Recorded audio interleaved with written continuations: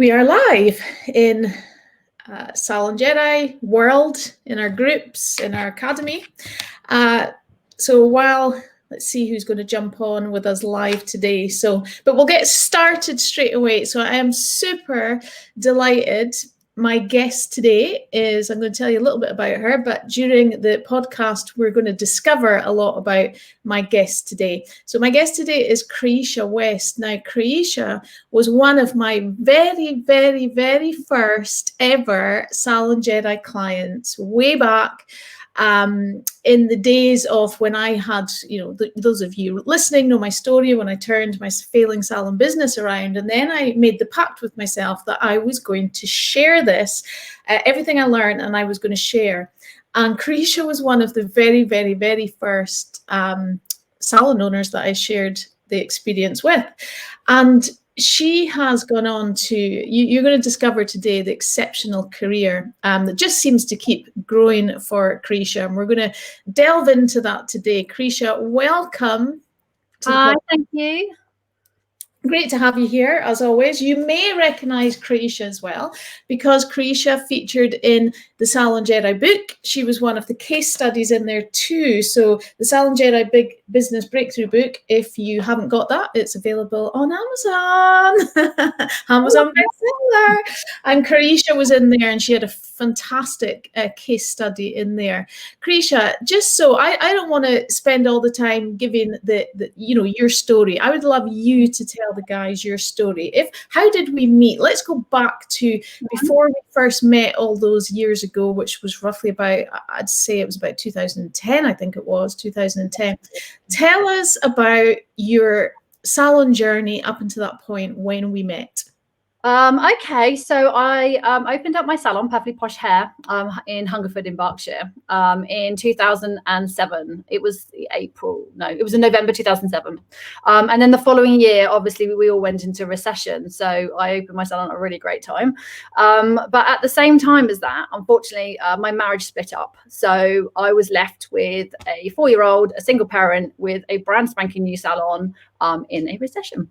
And so it was okay actually for the first couple of years, and then the recession really started to hit me. I was really struggling. I was left with, unfortunately, about £45,000 worth of debt from my ex-husband. And when you've got a new business, and as anyone knows, when you've got a new business, you don't really start making any profit for the first couple of years. So I was really starting to sink big time.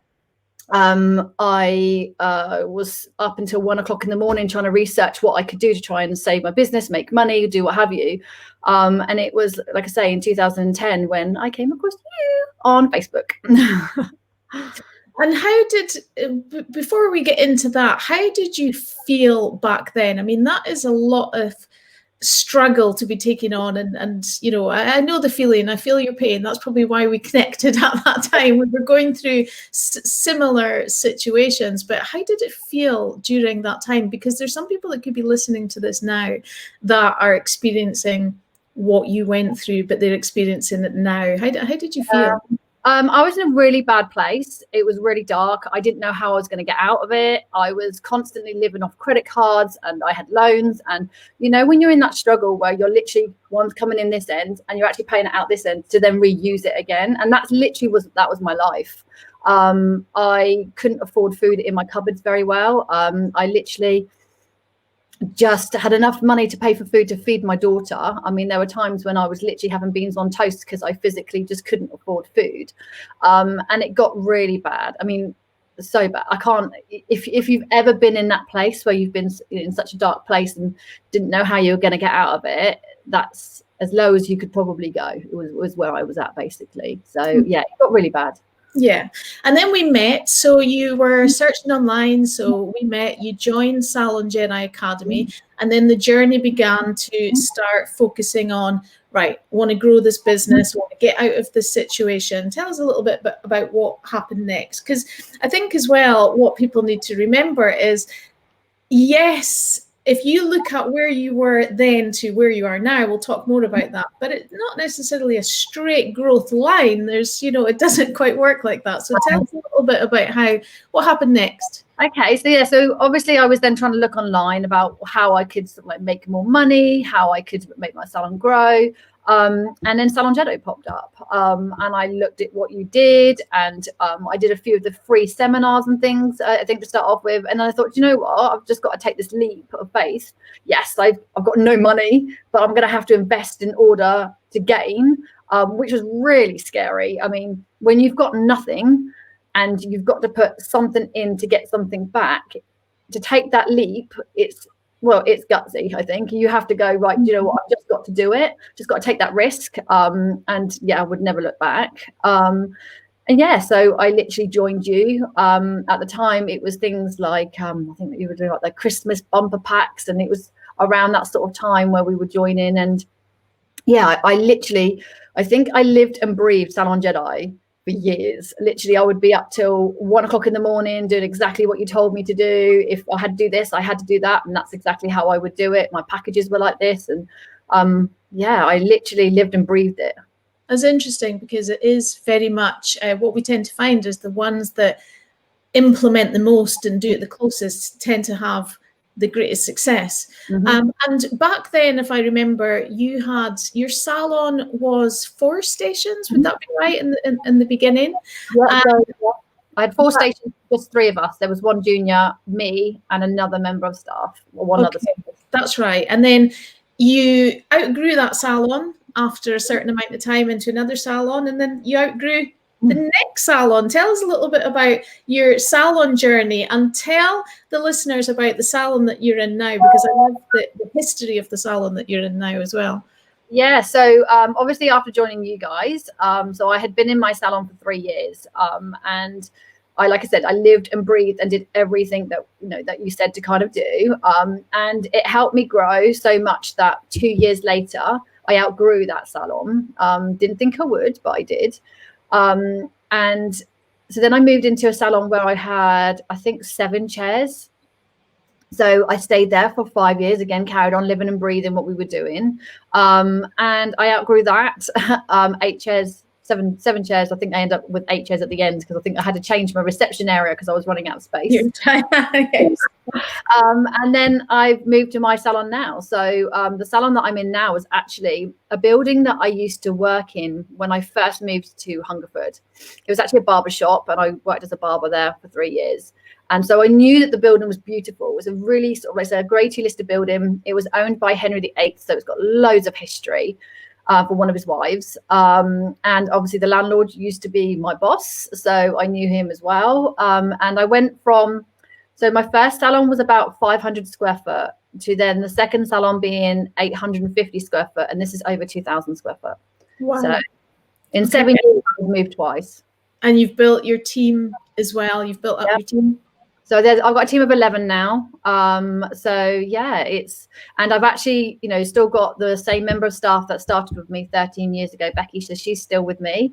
My original junior has opened up her own salon. And yeah, most of my team have been with me 10 years nearly. So yeah. Okay, so in that journey, yes, implementation is key. Of course, you've said that you're taking what someone else has done, you're following it, and you're implementing, and you were living and breathing it. So there was no issue of taking action, no procrastination. You were doing it. You were living and breathing.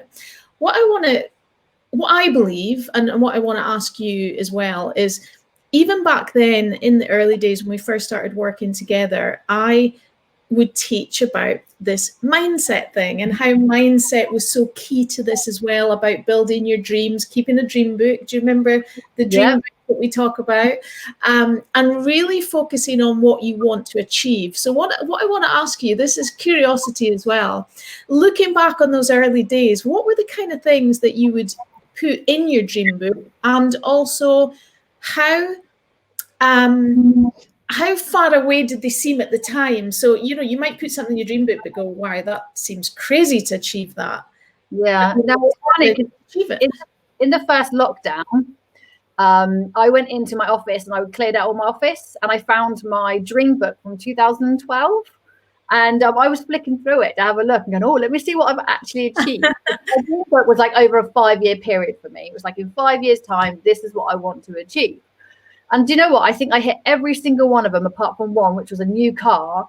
And that's probably because now my mindset is I'm not fussed about a new car. So it was something that I kind of obviously really, really wanted. But yeah, I wanted to hit, I think my first dream book was I wanted to hit a certain amount per week. Done that. I wanted to move salons. Done that. I wanted a family, a happy family lifestyle. Done that.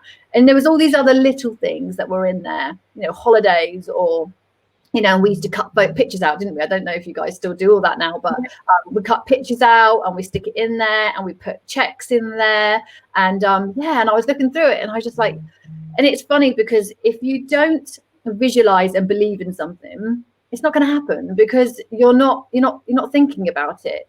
I used to be a very, very negative person. So when I first met you, obviously I was in a really bad place. Everything was going wrong. So for me, it was like, oh, I'm never going to make this money, or I'm never going to have this, or I'm never going to be that. I'm never good enough. I can't do this and I can't do that. And the whole way through Salon Jedi, with the whole journey, when you're changing your mindset, it's like, well, why can't I do that? Well, I can do that because this is what I've got to do that. If you don't think, oh, you can't do something, there's no such thing as can't. It's like, I can. I've just got to spend the time, the money, the education to learn these things. So, yeah, that's kind of basically what it taught me. When we started going through it, it was going more and more into more mindset. Yeah, my glass is definitely half full. Yeah, good. And the results speak for themselves. So tell us about, I know that you've won a multitude of awards. I remember being there when you won, I think this might have been the first award that you won, and it was the Colour Salon of the Year. And I remember I was there. There was a few Jedis there winning that night. I remember being there, but that was just the start of it. Tell us about what's happened since then. Give us some of the achievements and some of the ones that you're most proud of as well. And like you say, it can be personal achievements. It's that you've got your Salon Awards achievements, but it can be personal achievements as well. I know that you're remarried now. Tell us about some of your achievements and what your life looks like now. Yeah, so obviously I didn't think awards were something that I would ever be able to enter. I didn't think we were good enough. But again, obviously my mindset was changing, and I just decided to start entering them. I think our first one was, like you said, was the English Hair and Beauty Awards. I think it was for the Colour Technician of the Year. And we won that. That was, I think, the first year that we were up for that particular award, and we won it. And that just changed everything, because I think when you get a finalist place, it doesn't matter what type of reward it is, when you get a finalist place for something that you've worked so hard to write, or provide evidence for, or you've done the work for, then it gives you that sense of pride, and you kind of want to go for something else and something else. And I think in 2013 we won that. I then won a social media award with our West Berkshire Council, and then they just started happening, because once you start winning something, especially with awards, your clientele base becomes bigger. People hear about it, and then you've got more evidence for other awards that you're kind of going for. And I think we won Best Salon at the British Hair and Beauty. No, is it the British Hair and Beauty? British Hairdressing Business Awards. No, there's another one. There's the British Hairdressing Awards, I think it was. And we won Best Salon for 4 years running. I think it was 2015, 16, 17, and 18. I didn't enter it for 2000. Yes. I remember those, yeah. 4 years running. And then I just started entering. So they were more like local awards. And then I started entering the bigger awards. So I think I entered the Hairdressers Journal, I gotta get this right, Business Awards. Yes. And I entered that on my first year, and I won on my first year for Hair Salon of the Year too. I remember, because I was there. I was 4 weeks away from giving birth. I was heavily pregnant. I had none of my team. I had my husband there at the time with me. He was very drunk, by the way, on stage. And because he obviously had to help me up on stage too. It was just a complete, I just wasn't expecting to win it. But the whole point that I'm getting to is everything else that I had done previously before that helped me achieve that.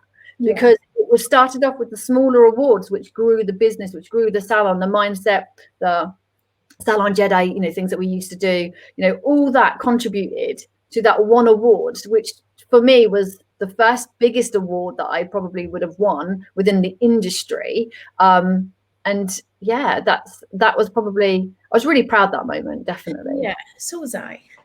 And it was, I feel like as well, it starts to grow the belief, like you say. So you started off with more the local awards, and then we won, it was the first one that you won, was like, oh wow, and then it's that feeling. But it gradually sort of grew and grew, and what happens is it's like the belief expands almost. It's like, oh, so the next logical step is to step up to the next level and the next level and the next level. Whereas in the beginning, you might have thought, well, that's too much of a jump. I can't win that, or that kind of thing. But you started just by doing the smaller ones, and then it's practice as well, isn't it? Because you're having to put in evidence, and then being a Jedi, you knew that you had to always be looking at your numbers and tracking stuff and things like that anyway. So when it came to writing the awards, you knew which angles to go for, and you knew the growth to look for, and all that kind of stuff too. But I really believe that anyone can achieve anything as long as they believe it. And I feel like your belief is just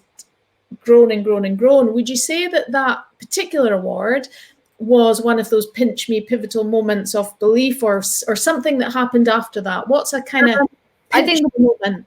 Yeah, my pinch moment probably was becoming a finalist for BHA. Definitely, because I was brought up and I trained in a really small Blue Rinse Brigade salon, two guys, me as a junior. It was in, out, blow dry, perm, that kind of salon. I hadn't even heard of BHAs or the British Hairdressing Awards when I was training. It just wasn't a thing to know all that sort of stuff, unless maybe if you were in like Tony and Guys or something like that. And then obviously, as I was becoming more aware of the industry and the industry side of things, and that was probably actually due to you, because it didn't show an interest to me, because again, my belief was back then that I wasn't good enough to be able to do it, and I didn't think I could do it. The BHA for me, my pinch moment was entering and becoming a finalist on my first ever collection. Never done a collection before in my life. And I wouldn't have had the balls to do it if you hadn't have won your Scottish one, because that was the one, the moment that made me realize, that anyone can do it. Doesn't matter what brand you are, if you're a franchise, if you're a huge salon, that actually a single small independent business can make it on a huge award. Because we won that. The year that we won that in 2015 was our first ever year of being a finalist, and it was like, we were just happy to be there. It was like we escaped from the Highlands, and we're just like, oh, we're just happy to be here. And then when they called our name, it was like, oh, what is going on here? But yeah, I truly believe that it doesn't matter where you're from, what size your brand is, exactly what you're saying, and it's finding that belief, and particularly in times like this, and this is obviously why I asked you on today as well, is sharing that journey, that it doesn't matter where you're starting from, anybody can achieve anything. It might seem like too big a goal to begin with, but you just have to one step on the ladder at a time, and each time you're growing that bit of belief. Oh yeah, totally. And as you grow up that ladder, you might come down one peg, but you'll go back up another 4. So you'll get there eventually. It just takes time. Rome wasn't built in a day, and some people will probably get there faster than myself, but that's just because maybe my circumstances at home were a bit different to somebody else's circumstances. So, but if you've got the belief and your mindset is set to the correct mindset, then anything's achievable. I was always brought up with, I was never good enough. I couldn't do certain things, and like I said, it wasn't until my mindset was changed that I actually started to believe in myself, that I started to achieve everything that I'm doing now.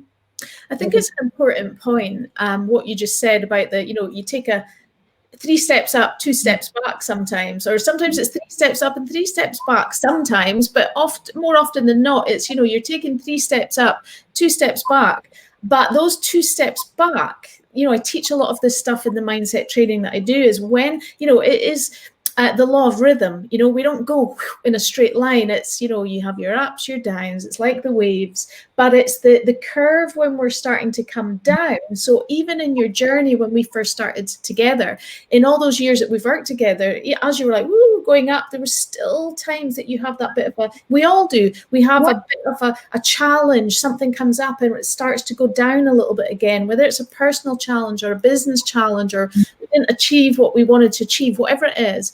But the key is remembering that that's not permanent. It's just part of the rhythm. It's the downward turn and just getting ready to back up again. And I think that's where a lot of people lose it, is as they start to see the direction going down, they put too much negative focus and energy and fear around it. It's like, hold on, I'm not going up anymore. I'm stabilizing, or I'm plateauing, or I'm going down a little bit. What's going on? And they start to kind of panic and have fear around that, which actually attracts more of that downward. And it does, and it really does, because I've done it. I've gone to the point where I've gone like that, and I'm like, oh, and I feel like I'm getting like, and I go, no, snap out of it, you know. And then, you know, many a times I've messaged you, and we would chat, and you would go, right, okay, so this is what you need to do. You need to do it. I'm like, right, okay, sort my head out, and that's what I do. And now, even though I'm not part of you guys anymore to that degree, you know, to me, I'm still part of it, because everything I do, I live and breathe. My mind is set like a Jedi, because it's actually, it's in me now. So, you know, when you've been part of something for like 10 years, it's, you know, it becomes you, and you learn to come out of that mindset. So, it becomes a part of you. It becomes a part of your daily habits. It becomes a part of your knowledge. So when something happens that might be a bit challenging, it's like you then, right, click into, right, okay, hold on. This isn't the direction I should be going in. This is what I've got to think of. I've got to think of the solutions. But that's just how you've retrained your brain over the years with us, is to automatically click to more the positive side of it, and just see and grow from the challenge, really, I would say. You know, that fight or flight mode, isn't it? You either fight for what you're doing, or you just flight, you just go on, you just, let's talk about other areas of your career. So there's a lot of awards won as well, but you've also you've been on London Fashion Week, New York Fashion Week, you're a Vida ambassador, you've traveled all over the world doing stage shows and things like that. Tell us a little bit about that. Now, how did that opportunity come to you, or was that something in your dream book that you wanted to achieve? How did that come about, if anybody's listening and they want to get into that kind of thing? Okay, honestly, it came to me. So after the BHA, the first time I became a finalist, there was just so much more opportunities out there. So, you know, like people were coming to me and offering me things, and I was like, wow, you know, this is, I haven't thought about doing that, or I hadn't thought about doing that. And I'm very lucky that I am with a fantastic brand, Aveda, and I had worked quite hard with them. And there was this opportunity to become part of their UK styling team. And I took all the courses that I had to do. And that's basically how it happened. The opportunity came to work at London Fashion Week. So I took all that, did that for a couple of years. And then to do New York Fashion Week, I went out there and got that. So that was something where I had got the experience from London Fashion Week. And a friend of mine, my work wife, bless her, Sam, she's also part of the Aveda UK styling team. And we were like, well, we want to do New York. Why don't we do New York? And we just did it. And it wasn't something I wanted to do or felt like, you know, it was part of my dream book or anything like that. But I think part of my dream book was to experience different things and to go and see the world. Or I'd never been to New York. So for me, it was an excuse to go to New York and work and shop. But and you sometimes, when you get to the stage where you feel, actually, you know what, I'm achieving something, so I'm doing something, so you just keep pushing, so you just keep going for stuff, and you just keep, you keep pushing yourself up that ladder, because it's quite easy to feel, oh, nothing's happening. But once it does happen, right, okay, that feeling that you have, you grab hold of it and you go for something else, and that happens, and then you go for something else. And that's pretty much how London and New York Fashion Week happened for us. So it's just like momentum. Okay. And with Aveda, you've traveled as well. What sort of places have you been to? What you've done stage shows, things like that. Tell us a little bit about that. So I've been to Minneapolis with them. So they do like a congress, like a huge stage show with about 5,000 people, with every sort of like country that does or has a Veda, all comes together with a huge congress over a weekend, 4 or 5 days, I think it is. So I got the honor to go there. I then toured with them, I think last year, because I'm lost now with what we've done this year. I don't know if it's last year or the year before, but I think it was last year. I toured with them over the UK and Ireland. So they had what they had brought to Minneapolis on Congress, their big stage show for the UK. They decided that they wanted the global team, which is made up of some Americans and some English. The global Aveda team, who do all the shoots and things, they were doing the tour through the UK and Ireland. And I went out there and got a place on that. So I basically contacted Aveda and I said, I want to assist on that show. And I got it. So I toured around the UK and Ireland with that. And I would never have had the balls to do that before. Not at all. I would never have done that. But I just thought, why not? I'm good enough to do it. I want to do it. I want to get the experience. And yeah, that was so much fun. That was really good fun. I'm loving this. And as you're talking, I'm remembering other things. So I'm loving it. Now, there was fellowship as well. You were part of, was it Project X? Was Project X and the Colour Project. So I went for both. I did one year and one the following year. So again, I wanted to get more experience. So like I said to you before, like I was trained a really old way, you know, the Blue Rinse Brigade way. And I thought, you know what, I never had the opportunity when I was younger to go into the industry and do everything that 20-year-olds can do now or my team can do now. So I have to go out as an older, not student, but as an older stylist, not trying to make it within the industry, but I kind of wanted to prove to myself that I could do the things that they could do. And so, yeah, I was part of the Fellowship Colour Project 1 year. And then I got into Project X the following year. And both of those fellowship projects gave me so much more experience with editorial work, stage work. And because of all that, then I was very privileged. Then Aveda came to me and asked if I wanted to become a cutting educator. So it's because I did all those extra things and built my profile up, and that something else then came to me because I took the step forward in the initiative to go, right, do you know what, I'm going to do something. Then something else better came along as well.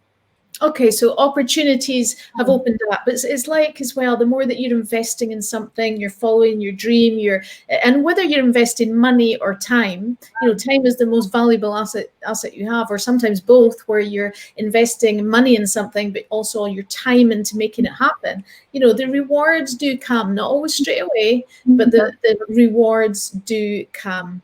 I think it's phenomenal. And tell me, how do you, the other thing as well is obviously you've got all this work going on. So how are you, it's like you've built a business as well, going back to the Salon Jedi, the business building side of it. You've built a business that now affords you the time that you can, it can run without you when you're not there. Would that be right to say?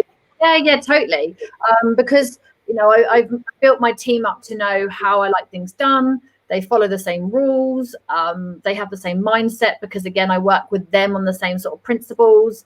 And, you know, I think when you build your team up to think the same way as you, and I'm not saying like a cult or anything like that, but, you know, you attract the team members that you want once you start believing in what you're doing. And yeah, I have, like I said, most of my team members have been with me 13, 10, and like, I think 8 years. I think the shortest period of member of staff is the 3 years that I've been opening the new salon, because obviously I took on quite a lot of new staff when I opened up this one. But I was like in lockdown, like you said, you know, before about I was traveling with Aveda. Like this year, I was supposed to go to Tokyo in February to do a hair show. I got asked to do that. And that was part of the global team as well. So I was gutted that that's got cancelled. And then I was supposed to go to Minneapolis in October again for the next Congress show. That's been cancelled. But I wouldn't be able to do any of this if I didn't have a strong enough team in the salon to look after the salon, to look after my clients. Because I still work on the shop floor 3 days a week now. And yeah, whereas before I used to have to work 50 plus hours a week, as a single parent in order to keep the clients. But now I can take that time out.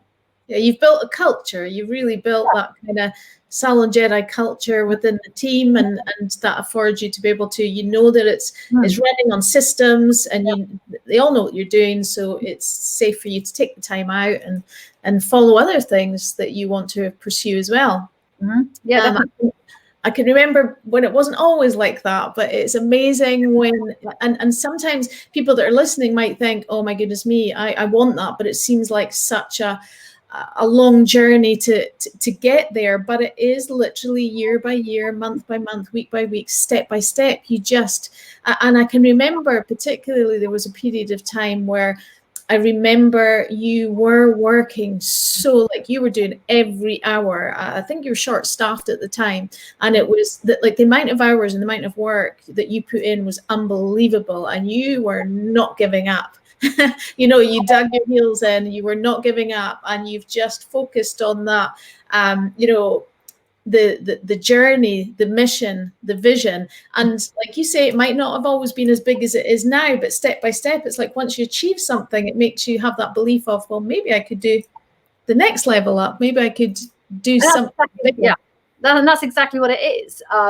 You do get to the stage where, things will happen. So you will lose staff members, you will end up having to go back on the shop floor to work extra hours. We all know that we're going to have to do that when we come back out of lockdown. But that's what we have to do in order to achieve what we want to achieve. If you have to put in, if you don't put something in, you're not going to get something back. And it's as simple as that. It's like, it's been, I've had the salon 13 years, and it's been a really hard 13 years. But I love it. And, when you love something and you have so much passion for what you do everything you can. You just don't give up. And no matter what, especially not a COVID virus. Yeah, exactly. So I'm going to open up to some questions. We'll see if anyone would like to ask Krysia any questions, whether it's about her journey, about the ambassador work that she does, creative work, anything at all. If you want to ask, you can type in. I just have another couple of questions for you as well, Krysia, while we're waiting to see if anyone else has any questions for you.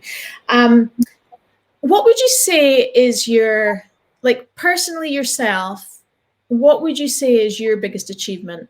Like, there's so many things there that we've covered, but for you, I know that you've said a pinch me moment was BHA, but looking back on that journey, what would you say is your biggest achievement? And also, looking back on that journey, I'm also going to ask, what advice would you give yourself back then, that person that was really struggling back then? So it's kind of two questions there.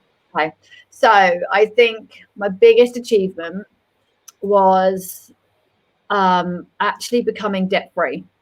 So when I opened the salon, obviously, like I said, like 6 weeks into opening the salon, my husband left, and I was left with 45 grand's worth of debt, personal debt, not salon debt, personal debt. And, like I said before, I tried to struggle. And after 3 years, I had to take one of those debt payment plans. And they told me it was going to take 20 years to pay it off. Within 9 years, I cleared that. And that was my biggest achievement because I honestly thought, like back then I was in such a deep and a bad hole. Whereas I know a lot of people even now are going to be in debt because of everything that they've had to go through. But you know what? You will have your pinch me moment and your biggest achievement when that's gone and that's cleared, because you will work hard for it, because you just will. You're Jedis. And the advice, somebody's asking, what advice would you give to someone? Leon's asking, what advice would you give to someone at the start of their mindset journey? So imagine if you look back to when you were and you first started learning about this mindset stuff, and particularly back then it was a little bit out of, it's more mainstream now, but back in 2010 it was like, what the hell is this woman talking about? Yeah, people were really skeptical about it, and like a bit scared about talking about the law of attraction and stuff like that. I would keep an open mind. It's as simple as that. You have to keep your mind open to learn everything and anything. Some things will work for you, some things won't work for you, but keep your mind open. because if you close anything down, then you're not allowing anything to take you and to hit that nerve. Sometimes it just takes a couple of words and you go, oh, I get it. You get your little bulb moment. You go, right, okay. So just definitely keep your mind open, because I think as well, you've touched on throughout the journey as we've been talking today, you've touched on the fact that the way you used to speak to yourself, which you would maybe used to speak to yourself going, I can't do it, I can never do this is too hard. And we speak to ourselves in such disempowering ways. Whereas now it's more, how can I achieve this? Okay, that's what I want. Who do I need to contact to get that? Who do I need to email? How do I need to get seen? It's more that, it sounds like. Would you agree? Yeah, no, totally. Like before it was always, I couldn't do anything, I can't do anything. And now it's like, right. So, for instance, if I'm not very good at something, or I think I can't do something, I never say I can't do anything. I go, right. So I want to do that. How can I do that? What do I need to do to get there? So if it's a cutting technique, for instance, I will go on so many education courses to learn the same technique, but with different people. And the reason for that is so that I can then find my own technique. Yes. So for me, it's that. Great advice, Krysia. Thank you so much for sharing your story. I've got a couple of comments to read out here, but also, so what's next for you? What's in the dream book now? What's the vision? What's the next steps? What are you working on? Any projects, etc.? So I kind of want to get more into my editorial side of stuff. I really enjoy teaching and learning, and I do want to go into the education side of it. I never thought I would do that. I always was scared of doing these sorts of things, talking to people. But I just think, there's not enough people out there that can tell you, like, yourself, we've come from nothing and we've achieved something. It doesn't have to be, a huge franchise, but what we've done is, to help other people. So whether that's within public speaking, or whether or not that's in education, whether that's within color, or whether that's within cutting, I kind of think that's where I'm kind of going with. I don't kind of know which path it's going to take me yet, but I'm going to go with the flow, and I'll get there somewhere. Giving back, giving all that experience back. That's what it's all about. So Chris is saying, lovely to hear your story, Krysia. Our paths keep crossing at the moment, but we haven't met yet. Well done. Yeah, we did a cutting course this morning. Caroline. Leon saying thank you, great advice, congratulations on all your success. Thank Lisa you. saying well done. And Charlene is saying no questions. She doesn't have any questions, but thank you, Charlene. Really needed to hear this today. And this is why we do what we do, and this is why I love hosting these things. And thank you so much, Krysia, for coming on, because your story is inspiring. And I just want to say I'm so proud of you, and well done for taking action. You've you've put the work in, you did everything that you were taught and more, and you've put the work in, you've worked hard, and it's paid off. And I couldn't be more delighted for you. Thank you so much for showing up today, guys. I'm sure you all agree Krysia's been a fabulous guest, very inspirational. So take care, everyone. Thank you, Caroline. Thanks, guys. Bye.